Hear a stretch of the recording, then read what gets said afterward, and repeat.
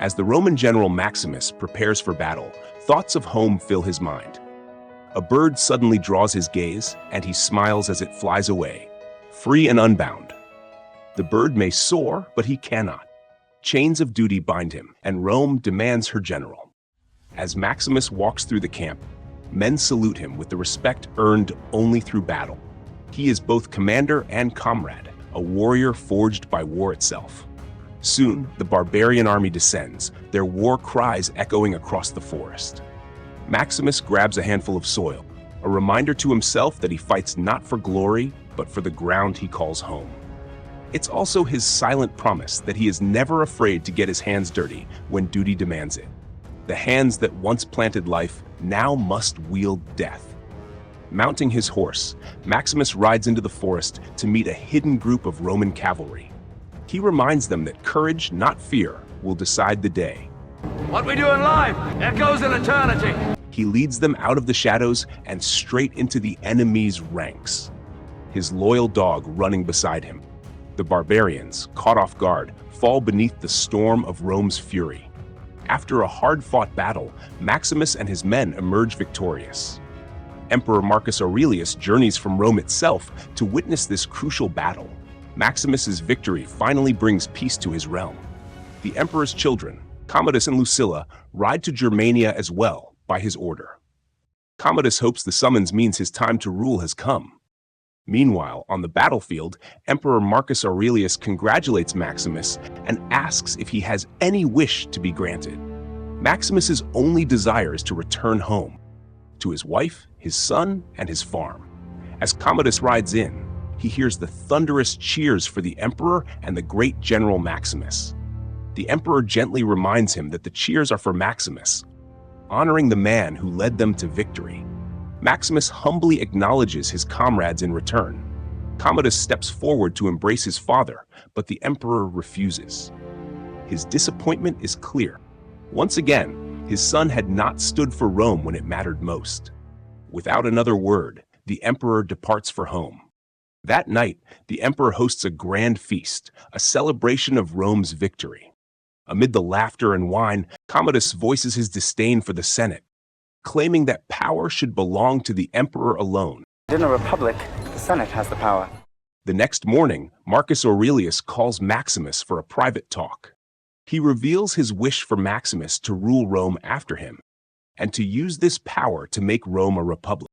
To give power back to the people of Rome. But Maximus refuses, saying he wants nothing more than to return to his family and his farm. The emperor insists that Maximus is Rome's only hope for a better future. A future where the people, not a king, hold power. Maximus quietly asks for time to decide. Hoping Maximus will accept his offer, the emperor meets with his son next. He tells Commodus that Maximus will take power after him and restore the republic to Rome. Commodus is heartbroken. In a fit of rage, jealousy, and grief, he smothers his father. Later, he lies, claiming that the emperor died peacefully in his sleep. Lucilla realizes what her brother has done and strikes him. Yet, for her son's sake, she hides her fear behind a kiss on Commodus's hand, bowing to him as the new emperor of Rome. Commodus calls for Maximus, demanding his loyalty just as he served Marcus. But Maximus feels the truth in his heart. Marcus was alive and well when they last spoke. Without a word, he turns and walks away. Feeling betrayed, Commodus orders his guards to capture and execute him in secret. Cicero, Maximus's loyal servant, wants to help, but Maximus silently signals him to stay hidden.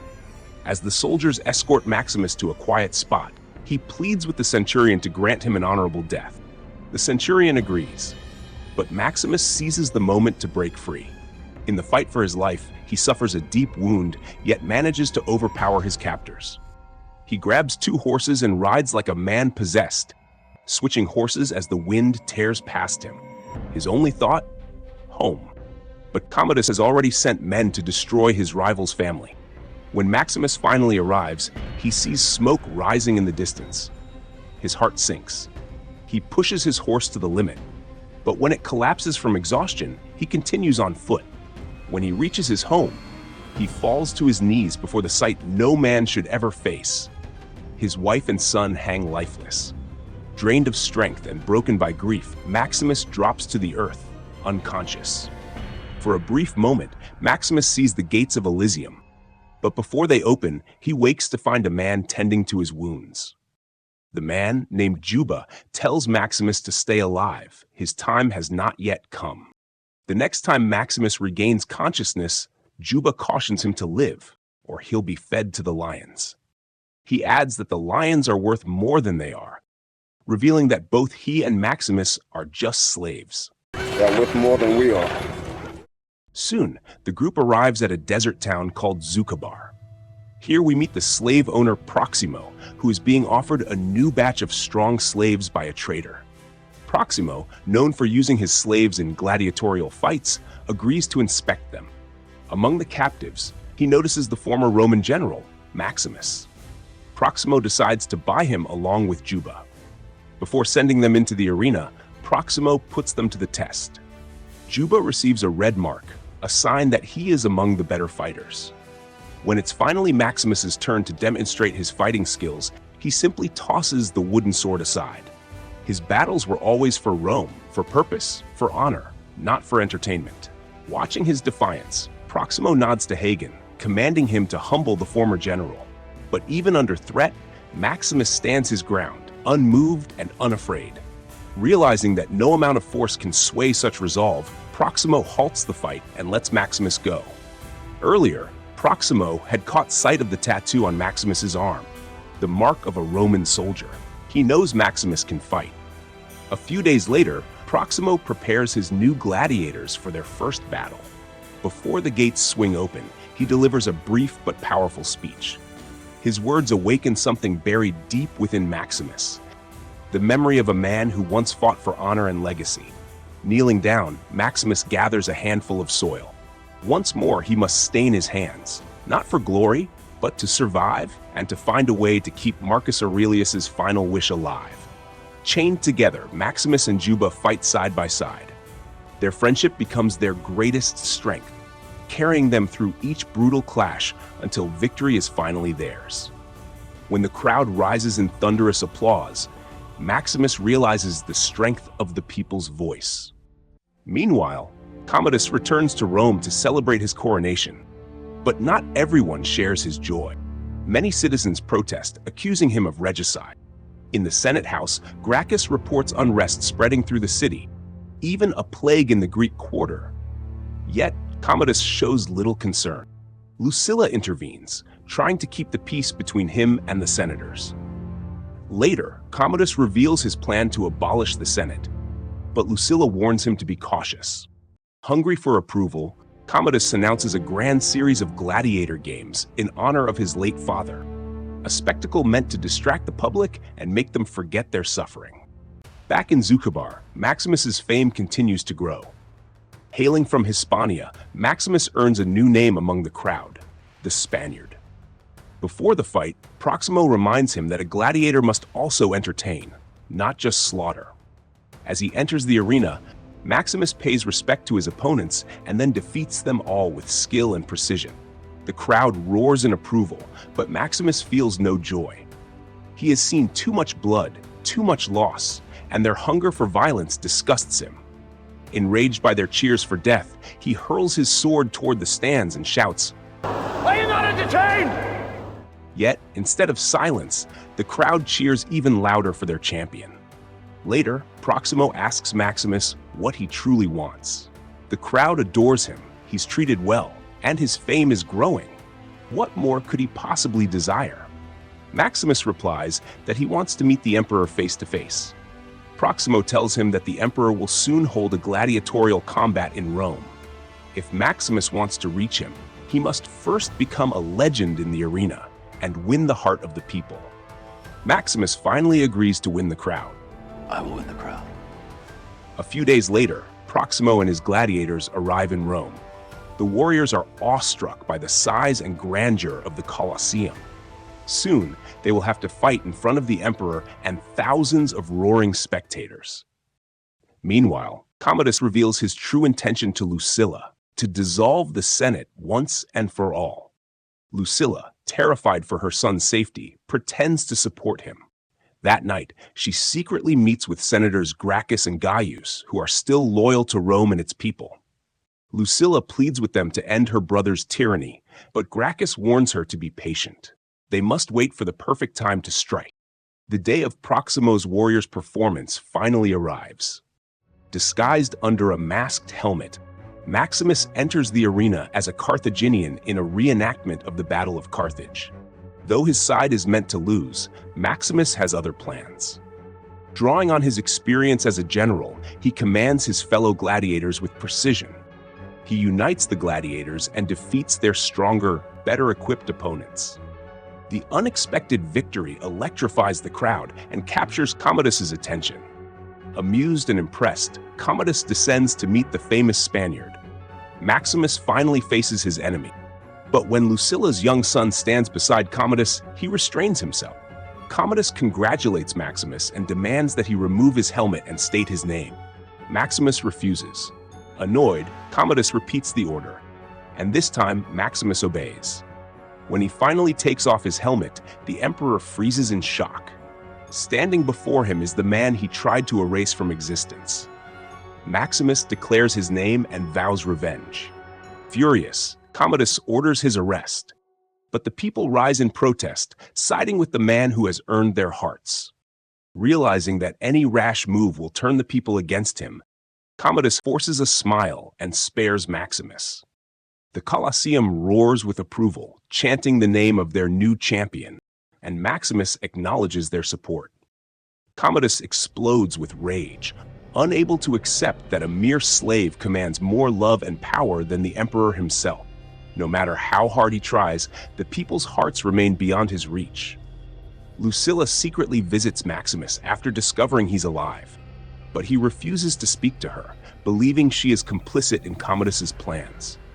With his identity revealed, Maximus is cautious about eating the food given to him, but his loyal friends are willing to test it for him. At the next Gladiator event, Commodus personally selects Maximus's next opponent, the undefeated Tigress of Gaul, a legend of the arena. To make sure Maximus doesn't survive, he secretly arranges for 4 tigers to be unleashed during the duel as well. Despite the overwhelming odds, Maximus defeats the legendary Tigress of Gaul. Seeing how unfair the fight was, the crowd demands blood. Commodus, always desperate for approval, grants him permission. But Maximus once again defies his emperor and spares the fallen gladiator. The crowd rises in thunderous applause, praising their merciful hero as Commodus seethes in fury. Commodus tries to provoke Maximus by mocking the death of his family, but Maximus stands firm, warning the emperor that his downfall is near. Commodus hides his anger behind a forced smile as Maximus walks away. On his way out, Maximus meets Cicero and tells him to spread the word to his men that their general still lives. Meanwhile, Commodus's frustration deepens as the people's love and support for Maximus grow stronger each day. Later that evening, Cicero comes back with good news. Maximus's soldiers are ready and waiting for him. Hearing this, Maximus agrees to meet Lucilla again to see where her loyalty truly lies. Lucilla brings Senator Gracchus with her and shares their plan to remove Commodus. Gracchus doubts Maximus's intentions, but Maximus assures him that he only wishes to restore Rome to the Republic. Gracchus agrees to help Maximus escape and reunite with his men. But before they can act, Commodus learns the truth from Lucilla's young son. Out of fear for her boy, Lucilla confesses everything. Commodus has Gracchus arrested and orders his men to capture Maximus. As they reach Proximo's home, Maximus's loyal companions make their final stand, fighting fiercely to buy him a few precious moments to escape. When Maximus reaches the meeting point, he spots Cicero waiting for him. But his hope is crushed when he realizes it's an ambush. He rushes to save him, but Cicero is struck by a volley of arrows. Within moments, Maximus is captured. The next morning, Commodus visits his rival for the last time. He challenges Maximus to a final duel, but not before stabbing him to ensure victory. The platform rises to thunderous cheers and showers of petals. Before the duel, Maximus kneels and presses his fingers into the earth. His body trembles with pain as he steps forward to pick up the sword. Drawing on the last of his strength, he fends off Commodus's furious strikes. With precision and experience, he disarms the emperor. But as victory nears, his vision blurs. The gates of Elysium begin to open before him. Seeing Maximus drifting between life and death, Commodus steps in for the final blow. Yet, Maximus catches his arm and turns the blade, driving the dagger straight into him. As Commodus collapses, Maximus exhales in peace. He smiles faintly, seeing his home and family waiting beyond the golden fields of Elysium. Hearing Quintus call his name, Maximus briefly regains consciousness. With his fading breath, he orders him to free Gracchus and the others, and to restore Rome to the Republic Marcus Aurelius dreamed of. As Maximus collapses to the ground, Lucilla runs to his side and gently tells him to go to his wife and son. He sees them waiting for him as he closes his eyes for the last time. The arena falls silent as his comrades carry his body out of the arena, honoring him as a true soldier of Rome. As night falls, Juba pays respect to his friend and promises that one day they will meet again. But not yet.